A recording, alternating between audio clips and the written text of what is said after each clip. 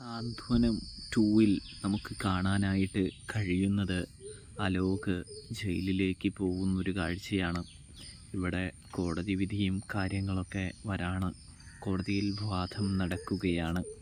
അതായത് അലോകും അനുശ്രീയും തമ്മിലുള്ള പല പ്രശ്നങ്ങളും കോടതിയിൽ എടുത്തു കാണിക്കുന്നുണ്ട്. അനുശ്രീക്കാണെങ്കിൽ നല്ല പേടിയും കാര്യങ്ങളൊക്കെ ഉണ്ട്. അപ്പോഴാണെങ്കിൽ ബാലചന്ദ്രൻ പറയുന്നുണ്ട്, അതായത് ബാലേട്ടൻ പറയുകയാണ്, അതായത് വേറൊന്നുമില്ല മോളെ, നീ പേടിക്കൊന്നും വേണ്ട, ധൈര്യമായിട്ട് നിന്നാൽ മതി എന്ന് പറയുന്നു.